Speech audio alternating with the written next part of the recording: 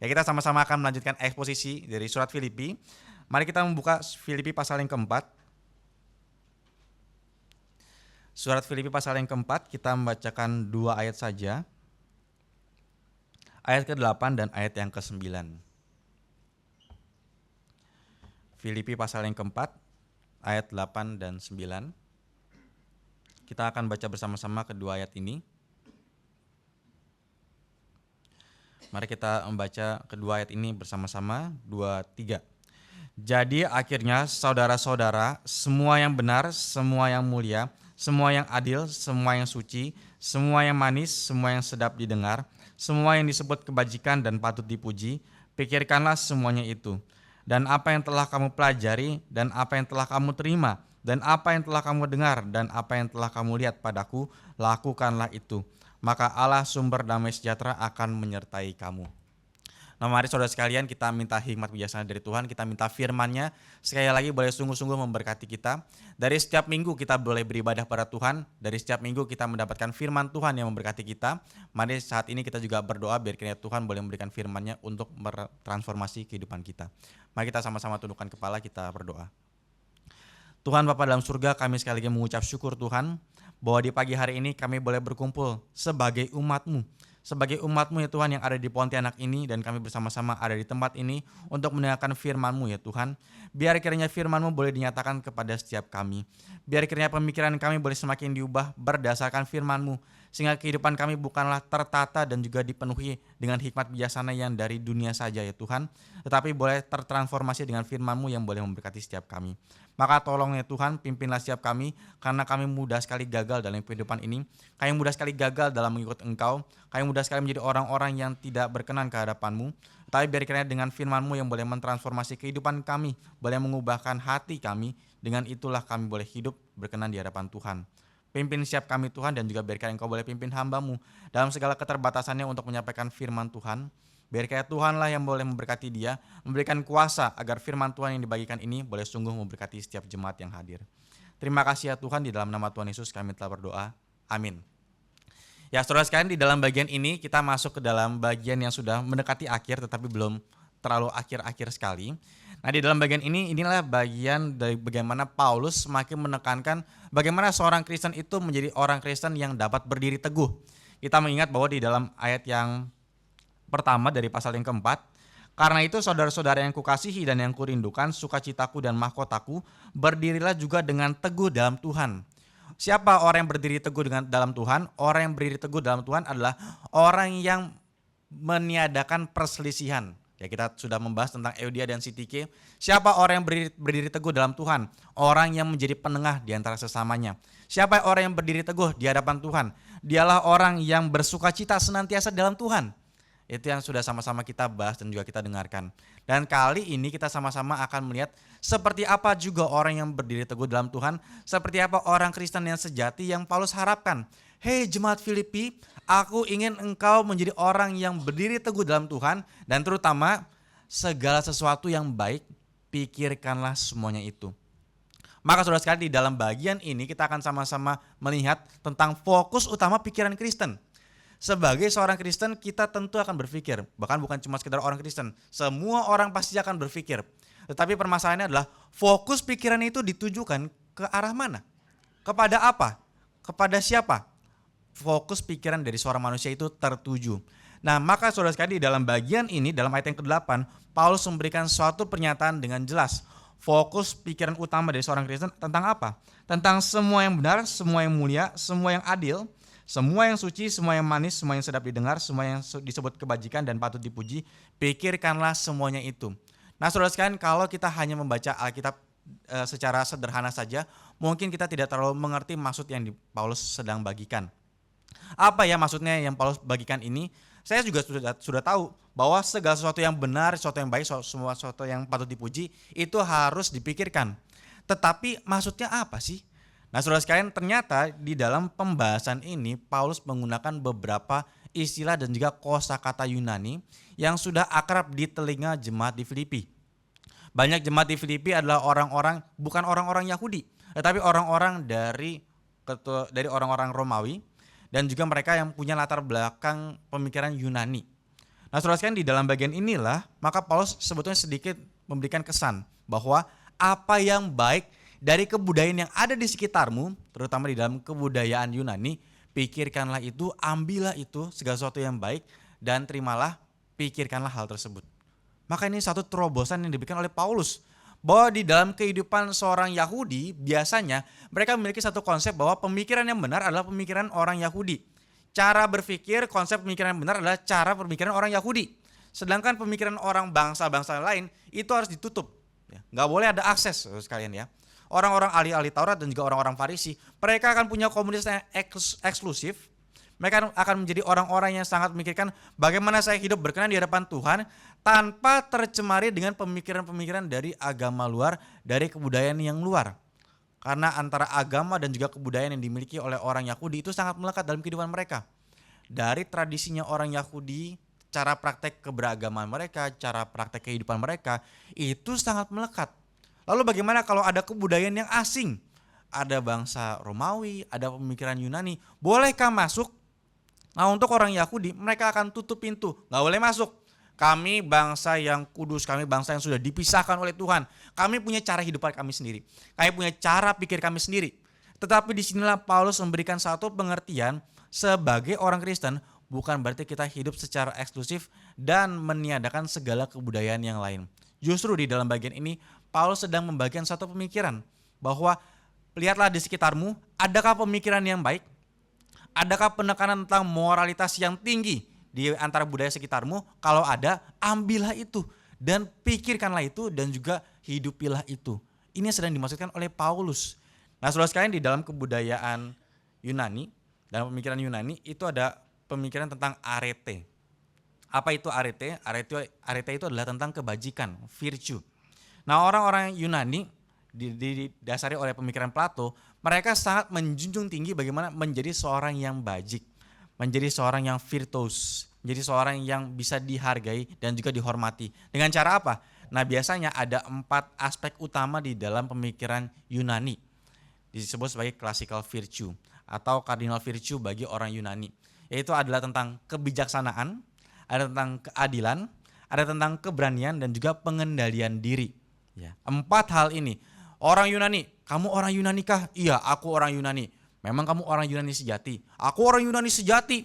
Nenek moyangku itu orang Yunani. Aku juga menyembah dewa-dewi. Ada Zeus, ada Apollo dan juga Aphrodite dan lain-lain. Aku menyembah mereka. Oh begitu ya. Tapi rasanya kamu belum betul-betul jadi orang Yunani sejati. Kenapa kamu bilang seperti itu? Sudahkah kamu menjadi pribadi yang arete? Apa itu arete? Arete itu adalah orang yang punya 4 hal ini. 4 hal apa? Dia adalah orang yang bijaksana. Kamu bijaksana atau bijak sini? Oh saya bijaksana. Oh bagus, berarti kamu lolos 1. Apakah kamu adalah orang yang adil? Saya juga adalah orang yang adil. Oh bagus, kalau begitu kamu lolos yang kedua. Apakah kamu orang yang berani? Oh saya juga orang yang berani kok. Kalau ada orang yang ditindas, saya berani melawan orang yang ditindas tersebut. Karena saya juga punya sisi keadilan dan juga punya sisi kebijaksanaan. Oke bagus, yang terakhir. Apakah kamu punya pengendalian diri? Wah kalau pengendalian diri rasanya ini saya yang kurang. Kalau saya bertemu dengan anggur, rasanya saya tidak bisa mengendalikan diri. Saya akan minum dengan sangat banyak dan saya akhirnya mabuk. Wah kalau begitu kamu belum jadi orang yang betul-betul arete. Orang yang arete punya 4 hal ini. Nah saudara sekalian, inilah 4 hal yang dimiliki oleh orang Yunani. Sebagai seorang yang bajik harus punya kebijaksanaan, harus punya keadilan, harus punya pengendalian diri. Dan juga harus memiliki segala sesuatu ini untuk mereka hidupi. Nah maka saudara sekalian, di dalam kebudayaan Yunani dan bahkan termasuk juga di dalam Romawi yang terpengaruh oleh kebudayaan dan juga filsafat dari Yunani, banyak sekali tokoh-tokoh dan juga hero ya yang mereka miliki itu punya 4 hal ini. Maka mereka punya dewa-dewa ini ya. Mereka punya dewa kebijaksanaan atau dewi kebijaksanaan.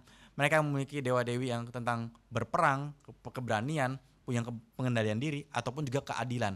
Karena mereka menjunjung tinggi sekali tentang orang yang bajik seperti ini.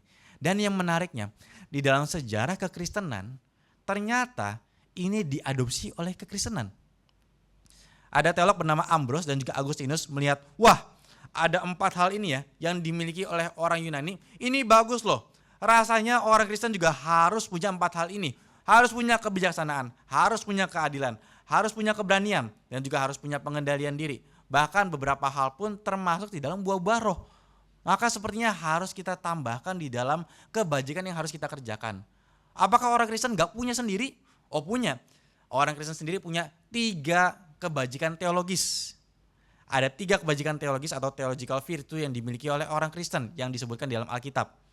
Ada yang tahu 3 hal ini apa? 3 hal tersebut adalah iman, pengharapan, dan kasih. Iman, pengharapan, dan kasih.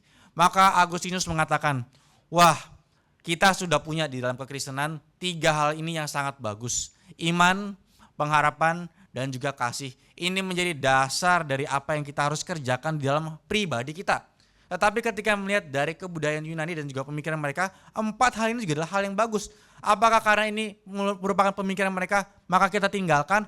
Oh tentu tidak. Justru ini diadopsi. Maka Agustinus mengatakan ada 7 classical virtue yang harus juga dimiliki oleh orang Kristen. Baik itu kebijaksanaan, keadilan, keberanian, pengendalian diri, dan iman, pengharapan, dan kasih. Baiklah ketujuh ini boleh dimiliki oleh orang Kristen. Baiklah ketujuh hal ini boleh dikembangkan oleh orang Kristen sendiri. Nah kenapa ya?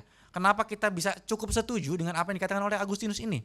Kenapa kita enggak, Pak, kita kan orang Kristen. Orang Kristen berarti kita kan harus ikut apa kata Alkitab. Kalau begitu apa yang dikatakan Alkitab saja dong yang kita terima. Masa pemikiran orang-orang Yunani tersebut kita terima juga?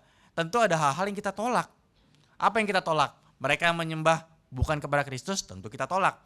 Mereka menyembah Zeus, mereka menyembah Apollo, mereka menyembah Aphrodite. Mereka memiliki kehidupan yang sangat gagal di dalam hawa nafsu.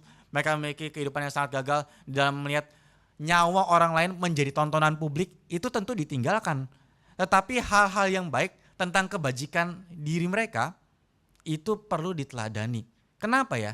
Apa dasar dari hal ini? Apakah ada prinsip Alkitab, apakah ada prinsip tentang firman Tuhan yang boleh mendasari kita mengambil hal-hal baik di dalam dunia? Tentu ada. Dari mana?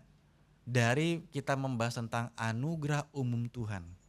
Saudara sekalian, kita mengerti bahwa di dalam dunia ini sudah jatuh ke dalam dosa. Setelah Adam jatuh ke dalam dosa, yang tentunya bukan Adam saya, sehingga saudara jangan sampai rajam saya. Oh saudara sekarang kalau misalkan ditanya, Pontianak sekarang punya hamba Tuhan? Iya, hamba Tuhan ini siapa? Bapak Adam. Oh Bapak Adam yang membuat kita jatuh ke dalam dosa ya? Ya, saudara mungkin akan sekali 2 kali mendengarkan celetukan seperti itu ya. Nah saudara sekalian, ketika manusia jatuh ke dalam dosa, kita tahu bahwa dunia ini sudah terpolusi oleh dosa. Baik pikiran, perasaan, dan juga kehendak manusia itu terpolusi dan juga tercemari oleh dosa. Maka ada orang-orang yang mengatakan, kalau sudah tercemar seperti ini, mana ada kebaikan? Mungkinkah masih ada kebaikan di dalam dunia ini? Dan faktanya masih ada. Loh kok bisa ada? Bukankah harusnya dosa yang sudah mencemari pikiran, perasaan, dan juga kehendak manusia, harusnya membuat manusia akhirnya rusak serusak-rusaknya? Bukankah ini cerita yang kita dapati dalam Alkitab? Ketika Adam dan Hawa sudah jatuh ke dalam dosa, mereka melawan Tuhan. Keturunannya selanjutnya melakukan apa? Keturunannya tidak melakukan dosa yang remeh-temeh, tapi langsung level tinggi. Levelnya apa saudara sekalian? Membunuh saudara sendiri. Bukankah itu jahat? Betul, itu jahat sekali. Dan bukankah episode selanjutnya di dalam Kejadian pasal ke-5 kita mendapati Tuhan mengatakan melihat ke bumi, lalu melihat, oh aku melihat bahwa kecenderungan hati manusia itu jahat semata-mata. Loh kalau sudah seperti ini, masihkah ada kebaikan di tengah dunia ini? Masihkah ada harapan di tengah dunia ini untuk manusia bisa hidup dengan baik, dengan tentram? Jawabannya masih ada. Loh kok bisa ada? Kan sudah ada dosa. Jawabannya adalah karena Tuhan masih menopang dunia ini dengan anugerahnya. Anugerah umum Tuhan. Saudara, ketika manusia jatuh ke dalam dosa, bukan berarti manusia itu jadi jahat sejahat-jahatnya. Sekali lagi ya, bukan berarti manusia jadi jahat sejahat-jahatnya. Manusia yang jatuh ke dalam dosa bisa berbuat jahat, bisa. Saudara, saya waktu berapa bulan yang lalu ya pernah dengar satu berita, ada seorang karyawan di minimarket itu dia diculik, kemudian diperkosa dan kemudian dibunuh. Saudara bisa bayangkan ya, 3 kejahatan besar dilakukan oleh satu orang kepada satu manusia. Dan kemudian mayatnya dibuang. Ini keji sekali. Kok manusia bisa ya menyakiti sesamanya dan melakukan kejahatan sebesar ini? Tapi saudara sekalian, ini kan ada kejahatan besar yang dilakukan oleh satu pribadi manusia. Tetapi apakah semua kemungkinan kejahatan dilakukan oleh satu manusia ini? Jawabannya enggak. Tidak mungkin ada satu manusia yang melakukan semua kejahatan yang mungkin dilakukan oleh seluruh umat manusia. Nggak mungkin.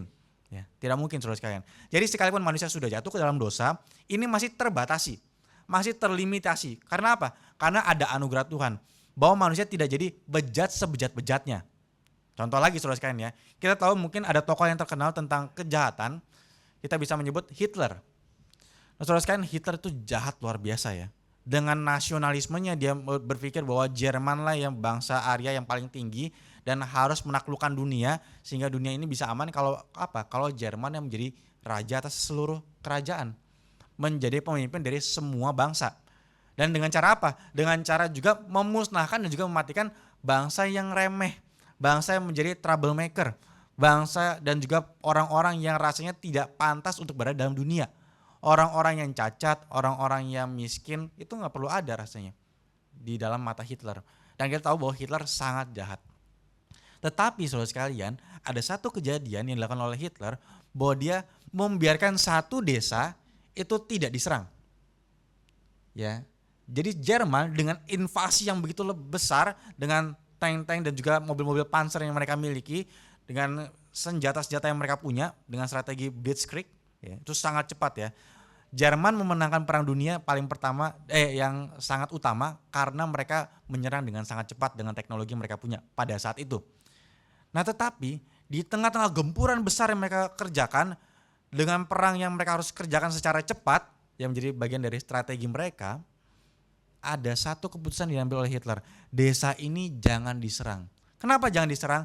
Karena ada seorang pendeta yang mengatakan desa ini jangan diserang. Dan Hitler nurut sama pendeta tersebut.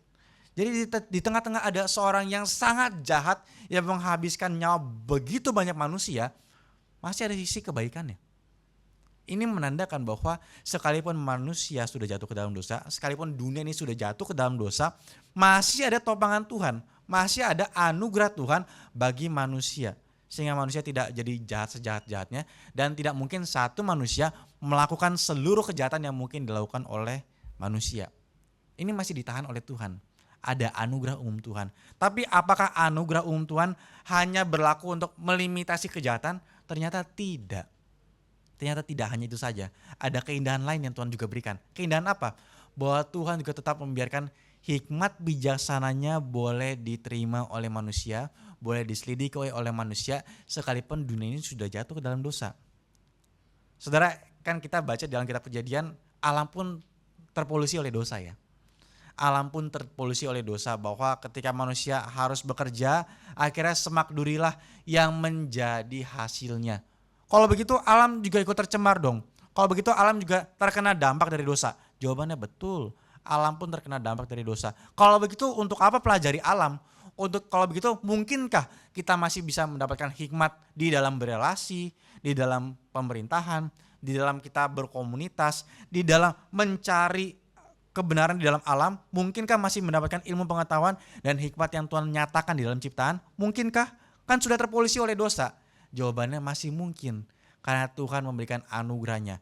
Memang dunia ini sudah jatuh ke dalam dosa. Memang situasi hidup tidak lagi seindah di Taman Eden. Tetapi hikmatku tetap kutinggalkan dalam dunia ini sehingga kalau kamu mau teliti, kamu tetap bisa dapatkan.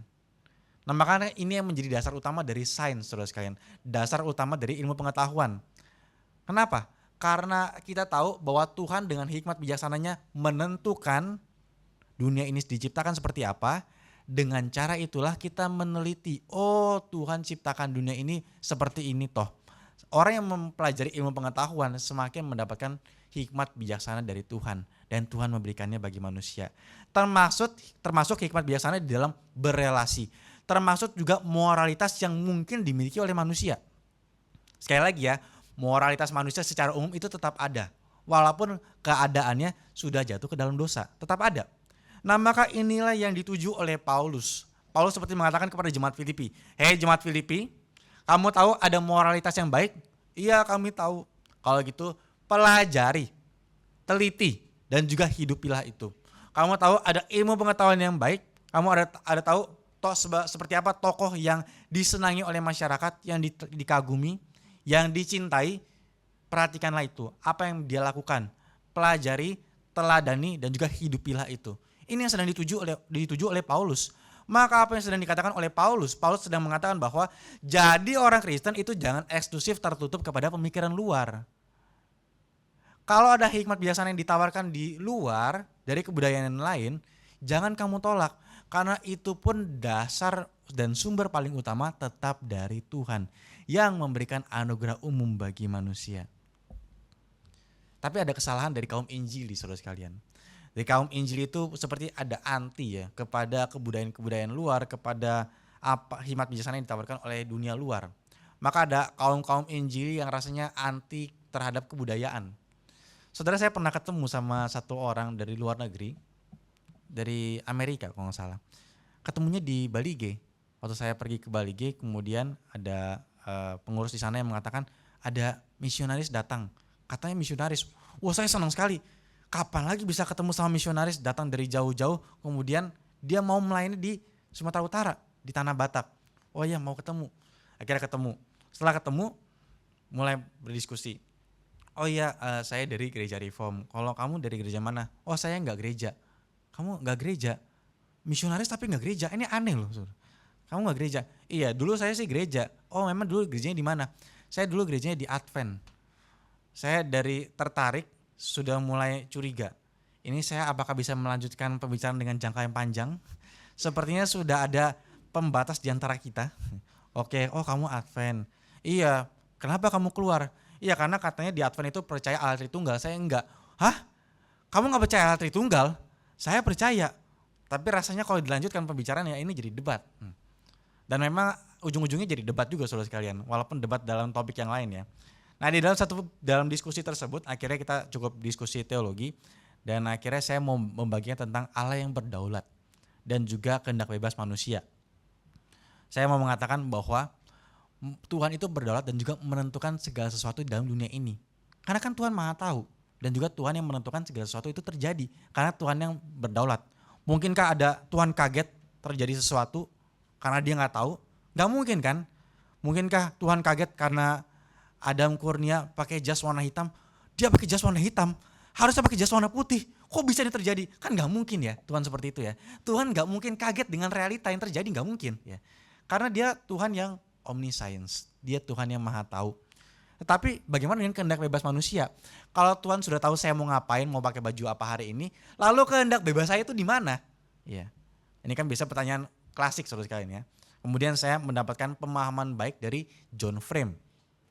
John Frame memberikan ilustrasi dari Harry Potter. Saudara, Harry Potter itu kan ada bukunya ya. Sebelum diadaptasi menjadi film, itu kan tadinya ditulis oleh J.K. Rowling sebagai suatu novel. Dan juga ada beberapa buku. Dan John Frame mengatakan bahwa coba kamu pikir ketika Harry Potter sedang mengeluarkan tongkatnya dan juga kemudian mengeluarkan mantranya. Misalkan abrakadabra. Walaupun bukan abrakadabra ya, saya lupa ya, saya udah lama gak nonton. Nah, tapi apakah ketika dia mengatakan hal itu dia terpaksa melakukannya? Enggak ya. Ketika Harry Potter melihat Hermione, kemudian dia bercanda, bersenang-senang dengan Ron, apakah dia itu terpaksa melakukannya? Dia merasa terganggu kehendak bebasnya.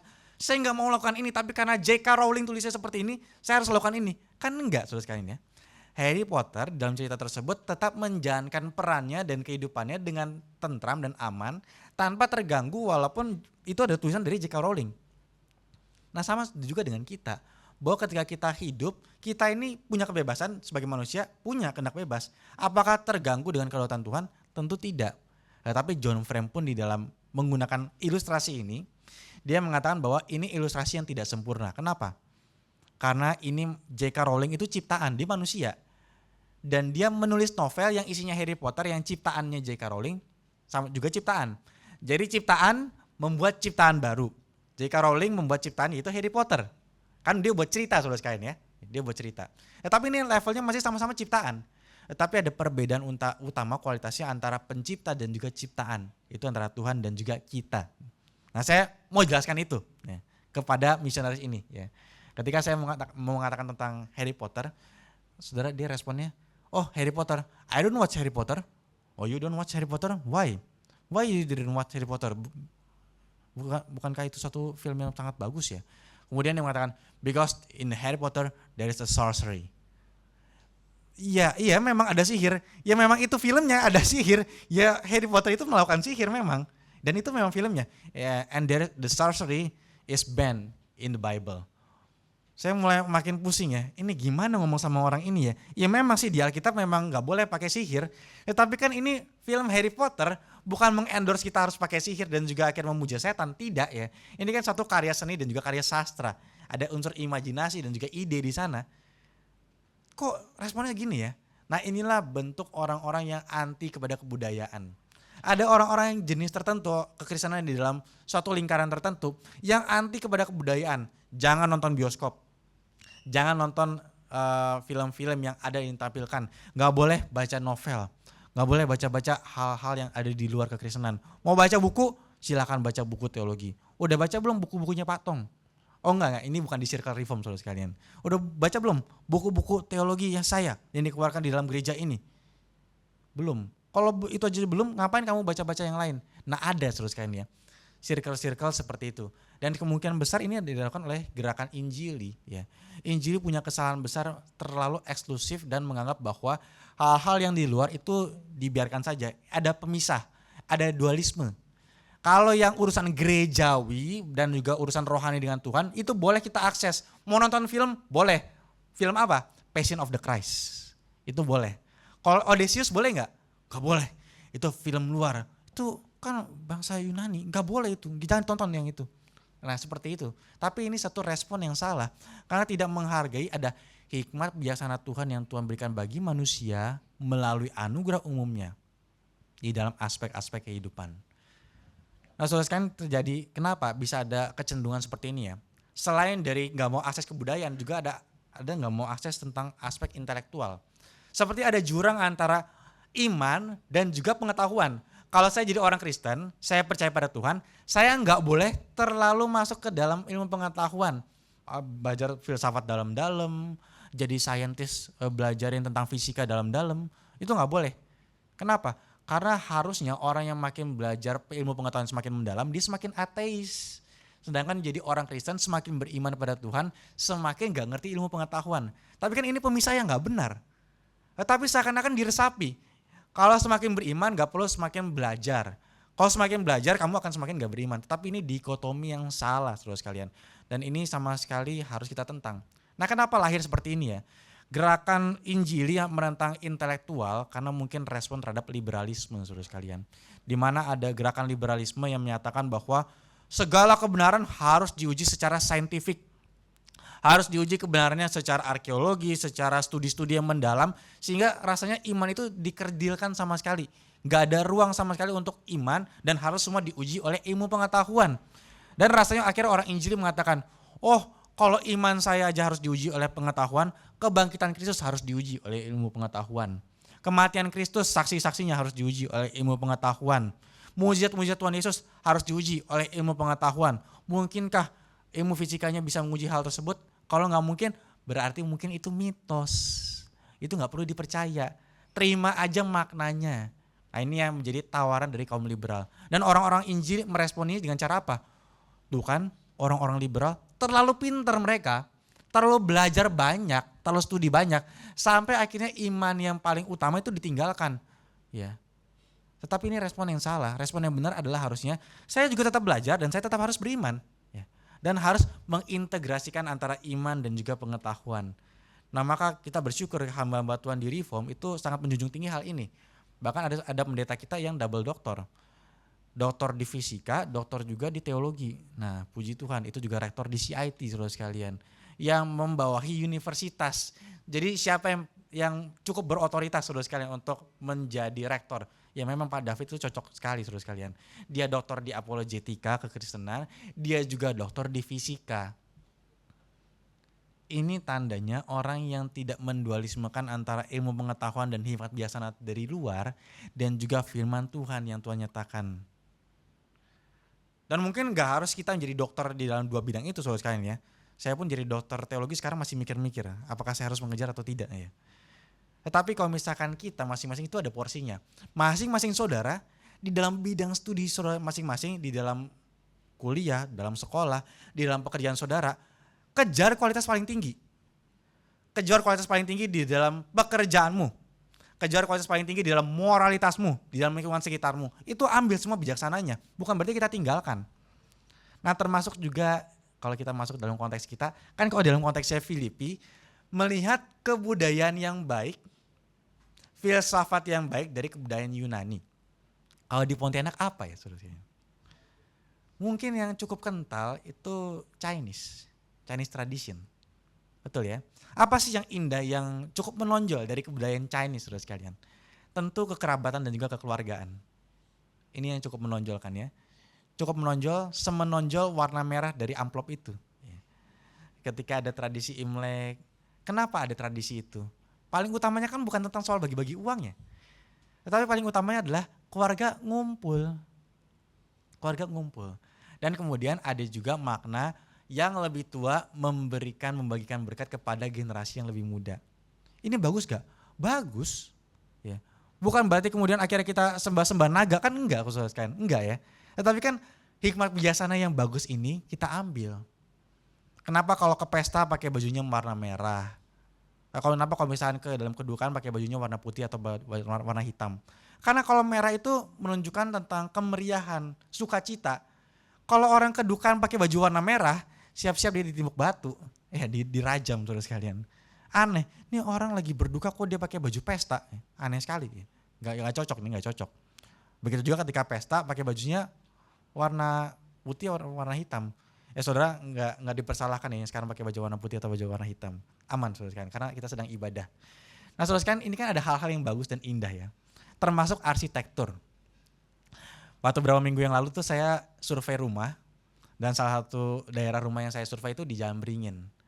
Nah di Jalan Beringin itu betul-betul definisi rumah lama Chinese saudara sekalian ya. Saudara yang tinggal di daerah dekat sana mungkin tahu maksud saya. Jadi ada rumah-rumah yang masih dari kayu, ya. Furniturnya cukup terlihat sudah lama, dan tapi bagus, tetap masih menunjukkan sisi ada estetikanya, ya. Masih menunjukkan sisi keindahannya. Yang menarik adalah ketika di jalan pulang, lalu sambil melewati perumahan tersebut, dari luar saya melihat ada kaca-kaca jendela, ya. Dan kaca-kaca jendela itu tidak tembus ke dalam, tetapi bentuknya seperti cermin, ya. Nah munculkan pertanyaannya, kenapa ya kaca jendela rumah itu yang menghadap keluar itu cermin? Ya.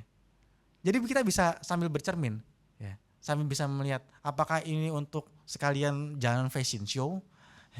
Jadi sambil jalan di tengah-tengah komplek merapikan badan terlebih dahulu. Udah cukup ganteng belum ya? Udah cukup bagus belum ya bajunya? Apakah itu maksudnya?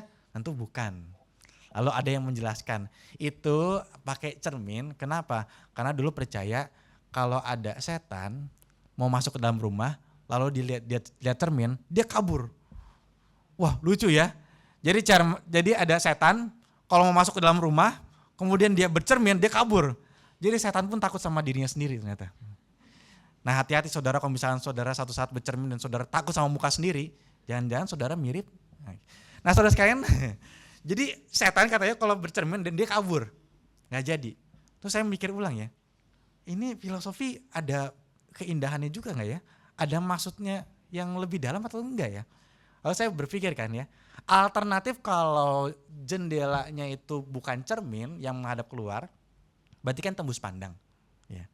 Mungkin ini analisa saya ya, mungkin kalau tembus pandang, setan yang lain yang masuk. Oh rumahnya tuh ada emas tuh di situ tuh. Wah tuh TV-nya bagus tuh yang situ tuh ya. Wah kayaknya dia simpan uangnya di sana tuh. Ada setan juga betul-betul yang masuk. Jadi kenapa pakai cermin? Supaya mungkin yang bagian dalam rumah itu tidak terlihat jelas. Ya. Tidak terlihat jelas. Tapi yang dalam rumah mau lihat keluar rumah, maka nggak bisa ditutup gorden kan? Kalau ditutup gorden kan yang dari dalam nggak bisa lihat keluar, yang luar pun nggak bisa lihat ke dalam. Tetapi kalau misalkan ada cermin khusus yang bisa lihat keluar, tetapi yang dari luar itu melihat ke dalam itu cermin, ya terlindungi. Ya. Dan ini kan bijaksana sekali lagi. Ya. Apakah bijaksana ini harus kita hina-hina dan kita tinggalkan hanya karena semata-mata ini Chinese tradition dan bukan ini bukan kekristenan? Kan tentu enggak. Justru kita mengambil banyak bijaksana-bijaksana yang agung di tengah-tengah dunia ini dan kita pakai itu untuk menjadi orang yang agung juga.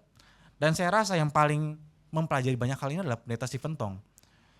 Di filsafat Asia dia mempelajari Konfusius dan juga Tao, Mencius dan lain-lain. Dia mempelajari hikmat biasanya yang mereka tawarkan. Kemudian dibandingkan dengan apa nanti yang dikatakan oleh firman Tuhan. Dan itu sangat indah.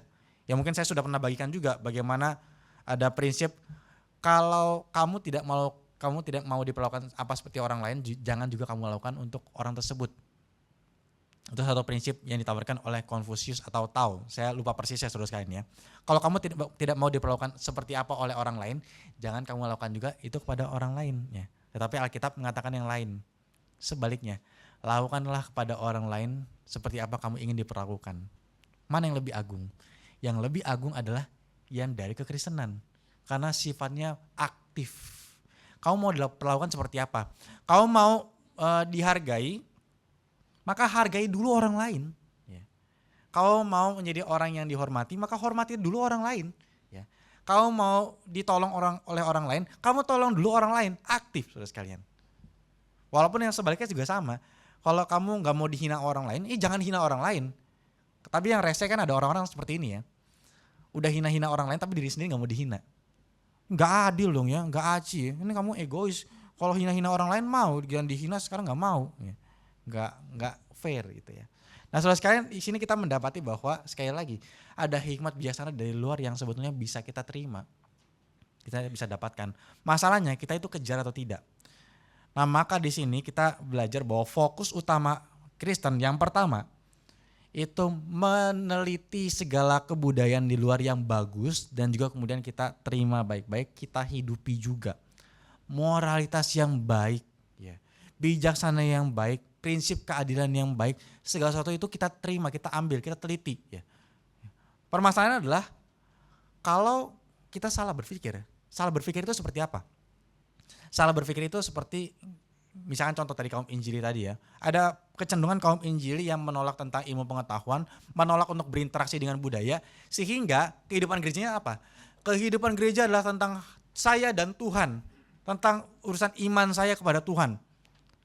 Lalu tentang kontribusi kekristenan ke masyarakat ada tidak? Nggak ada. Apakah ada pekerjaan mandat budaya yang dilakukan? Nggak ada. Ini akhirnya kegagalan dari kaum Injili yang hanya memikirkan tentang mandat Injil tapi tidak memikirkan tentang mandat budaya. Nah maka saudara sekalian, jangan sampai kita salah berpikir bahwa jadi orang Kristen hanya urusan supranatural. Itu salah. Bukan berpikir supranaturalnya hubungan dengan Tuhan itu yang salah ya, bukan itu. Tapi kalau hanya itu saja itu salah, kurang lengkap. Yang lengkap seperti apa?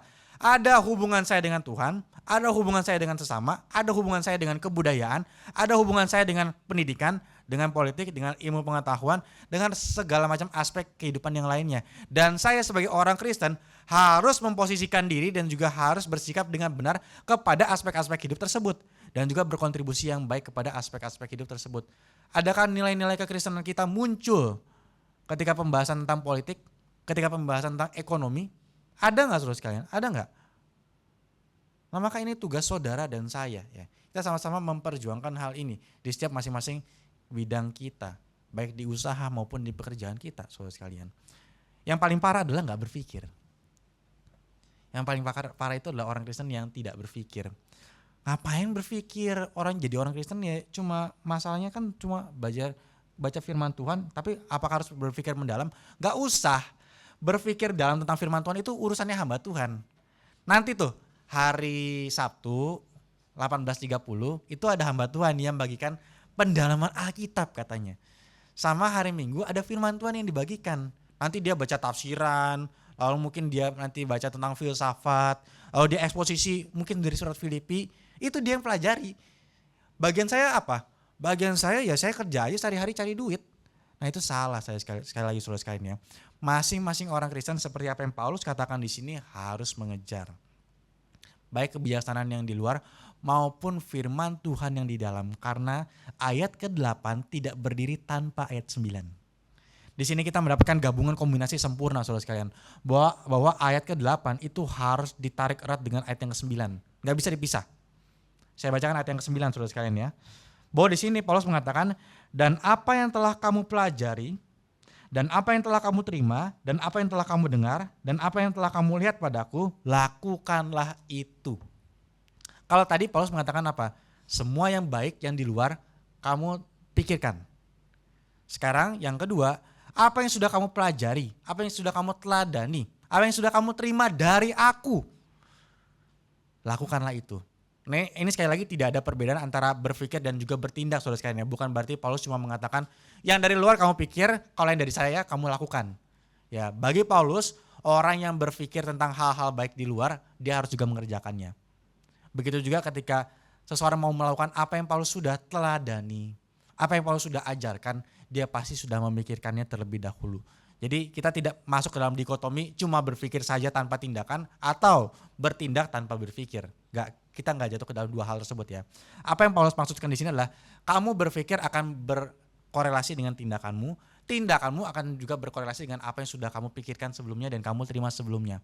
Dan apa yang dikatakan dalam ayat ke-9 ini, apa yang sudah telah kamu pelajari dan telah kamu terima. Saudara, ketika kita melihat bijaksana dari luar, ketika kita terpapar dengan tradisi, budaya yang sepertinya tidak Kristen-Kristen amat gitu ya. Kita perlu alat filter. Alat filternya itu apa? Firman Tuhan yang kita pelajari, yang kita terima.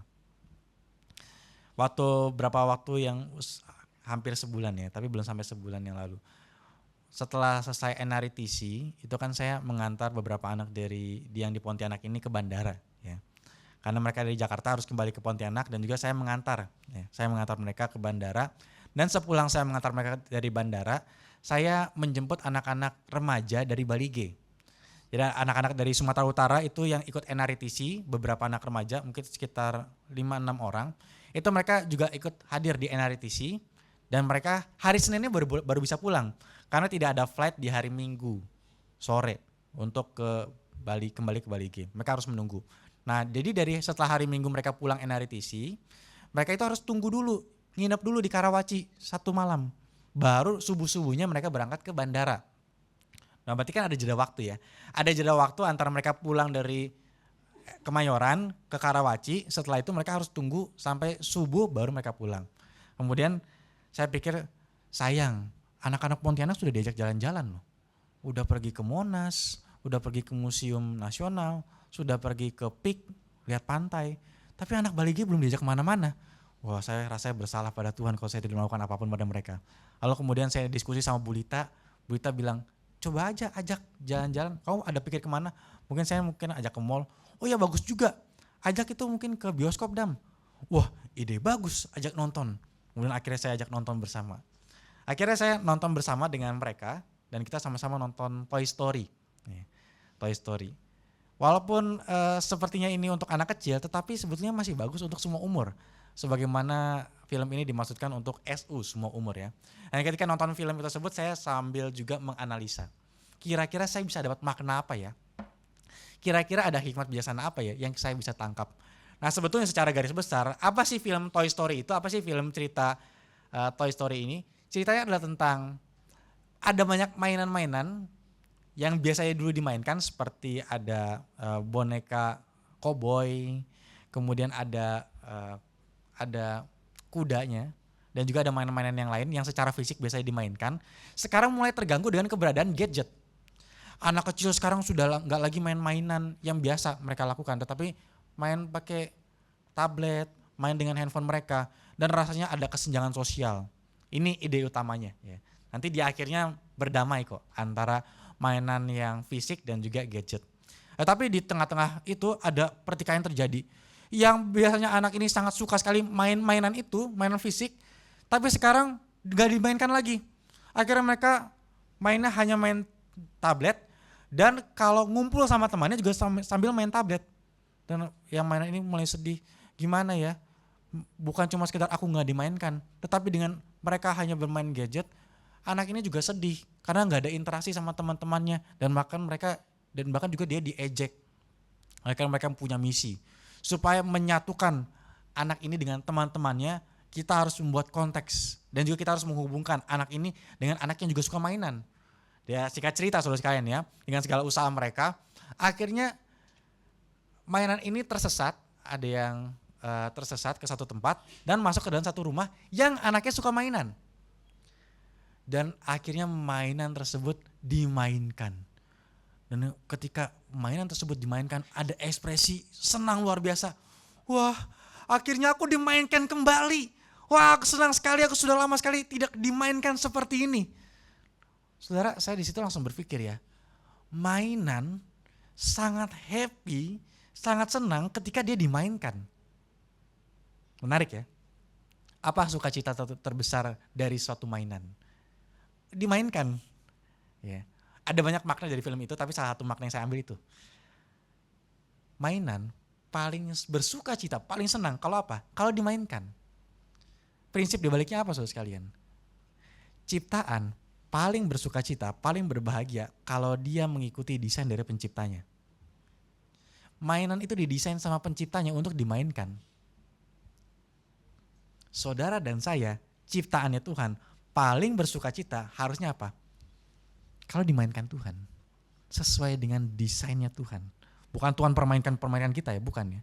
Tapi Tuhan memakai kita sesuai dengan desainnya.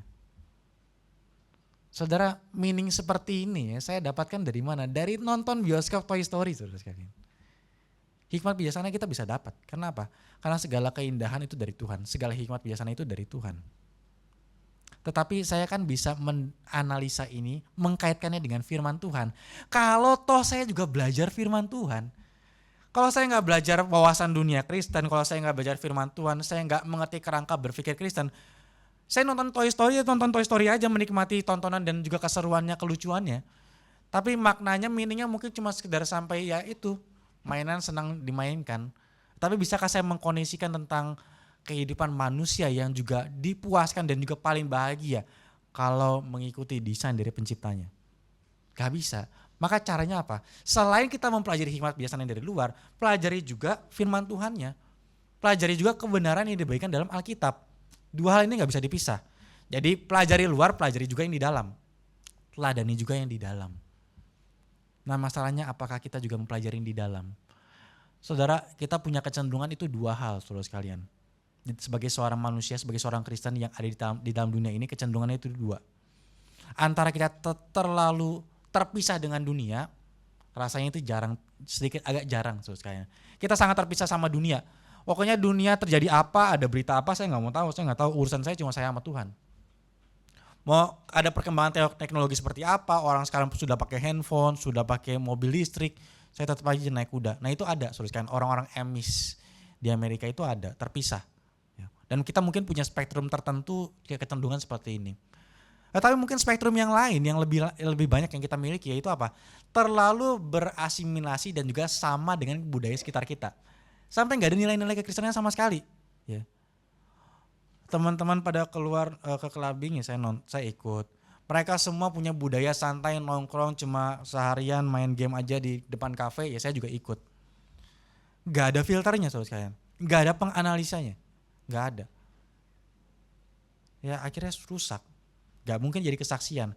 Maka kita butuh dua hal ini. Fokus utama pikiran Kristen selain meneliti hal-hal yang indah di luar, bijaksana yang terbaik yang di luar, moralitas yang terbaik di luar, juga mempelajari firman Tuhan dengan mendalam dan kemudian menganalisa apa yang sudah kita dapatkan di luar. Saudara sekalian, maka mari kita sama-sama semakin tekun dalam belajar. Dan waktu belajar itu kesempatan yang mahal. Waktu belajar itu kesempatan yang belum tentu datang 2 kali. Saudara, ketika masa 5 bulan ini di hotel ini, kegiatan dari MRI Pontianak dari 5 kali bisa ada firman Tuhan dibagikan, sekarang hanya jadi 2 kali. Kita di hotel ini ya, cuma ada PAPD itu di hari Sabtu dan juga ibadah Minggu. Selain itu nggak ada kegiatan lagi. Apakah nanti akan ada kegiatan lagi? Saya belum terpikir apa yang harus dikerjakan. Belum terpikir saudara sekalian. Mungkinkah nanti ada book club? Kalau ada book club nanti tempatnya mau di mana? Siapakah yang akan hadir? Apakah mungkin nanti ada pelayanan remaja? Kalau ada remaja nanti tempatnya mau di mana? Mau seperti apa formatnya? Belum tahu. Tapi sekarang hanya ada 2. Kalau sebelumnya bisa ada 5. Ada PA umum hari Jumat, PD pagi, kemudian ada pemuda Sabtu malam, kemudian ada kebaktian umum. Dan kemudian bisa ada katekisasi. 5 ini saudara bisa ikuti. Ada 5, sekarang tinggal 2. Orang yang kehilangan kesempatan gak bisa kembalikan saudara sekalian. Nah maka saudara sekalian, ini sekarang tinggal 2 ya. Sudah 2 pun saudara masih gak datang, saudara rugi. Sekali lagi ya, kesempatan itu gak datang sembarangan ya. Pembahasan firman Tuhan itu gak datang seterusnya saudara sekalian. Waktu masa COVID, kan Pak sekarang sudah ada YouTube. Saya bisa akses pun kapanpun ya. Saudara dan saya sama-sama tahu kok. Apapun yang kita lakukan secara online, konsentrasinya jauh lebih kurang daripada yang fisik. Ya. Pasti, itu udah pasti. Guru-guru yang ngajar secara Zoom itu menderita. Guru-guru yang ngajar secara Zoom, saya juga pernah saudara sekalian ya, ngajar secara Zoom itu menderita ya. Ntar ada yang off cam. Gimana saya memastikan anak ini juga belajar dan mengerti apa yang saya sampaikan. Dia off cam kok. Gak tahu saudara sekalian. Dan konsentrasinya susah. Karena ngeliatin layar terus. Mata kan capek ya. Mata tuh capek. Tapi kalau misalnya fisik, seperti sekarang, saudara akan lebih mudah bisa konsentrasi dengar firman Tuhan selama 1 jam secara penuh dengan alur argumentasi yang dilakukan secara bertahap. Bisa ikuti. Gak terlalu capek. Dibandingkan saudara nonton YouTube. Sekali lagi ya, bisa gak belajar firman Tuhan? Bisa, saudara kan bisa, di tempat lain bisa. Tetapi dengan konsentrasi yang sama, dengan khusus, dengan interaksi yang kita miliki sekarang, gak bisa digantikan saudara sekalian, gak bisa digantikan. Jadi mari saudara sekalian kita terus berjuang untuk melakukan apa yang Paulus maksudkan di sini. Untuk kita bisa menganalisa apa hikmat bijaksana yang di luar, harus terlebih dahulu mempelajari secara mendalam. Harus mempelajari secara mendalam. Dan dari situ kita dapatkan satu keindahan yang terakhir. Maka Allah sumber damai sejahtera akan menyertai kamu. Dan ada satu komentator yang mengatakan bahwa damai sejahtera dari Tuhan, peace from God, itu didapat dari 3 hal ini. Yaitu di dalam ayat yang sebelumnya bahwa ada bersukacita di dalam Tuhan dan juga berdoa mengucap syukur pada Tuhan. Ya, kita sudah bahas di dalam minggu yang lalu ya. Ada berdoa pemohon kepada Tuhan dan juga mengucap syukur kepada Tuhan. Itulah kunci pertama seseorang itu bisa mendapatkan sumber ketenangan, sumber damai sejahtera dari Tuhan. Itu yang pertama. Yang kedua adalah memenuhi pikiran kita dengan segala hal yang indah, segala hal yang baik, segala hal yang bijaksana, segala hal yang benar, segala hal yang patut dipuji, segala hal yang sedap didengar. Kalau pikiran kita dipenuhi dengan hal-hal yang bajik, pikiran kita akan jauh lebih tenang dan dengan itulah Tuhan menurunkan damai sejahteranya. Itu yang kedua. Yang ketiga, dengan kita semakin tahu firman Tuhan, semakin tahu kehendak Tuhan, semakin dekat dengan Tuhan. Dengan itulah kita mendapatkan juga damai sejahtera dari Tuhan. Maka mari saudara sekalian, kita menjadi orang-orang Kristen yang punya fokus pikiran, tertuju kepada kebijaksanaan yang tinggi di luar, moralitas yang tinggi di luar, segala sesuatu tingkat kemanusiaan yang patut dipuji, kita kejar itu. Dan yang kedua, kita juga mengejar firman Tuhan yang Tuhan nyatakan di dalam gerejanya. Dan dengan itu kita mendapatkan segala damai sejahtera dari Tuhan. Kiranya firman Tuhan ini sungguh memberkati kita semua. Mari kita sama-sama tundukkan kepala, kita akan berdoa. Tuhan Bapa dalam surga, kami mengucap syukur sekali lagi Tuhan untuk firman-Mu yang boleh Kau nyatakan bagi setiap kami. Tuhan, kami berdoa biar kiranya Tuhan boleh menganugerahkan kepada kami damai sejahtera-Mu.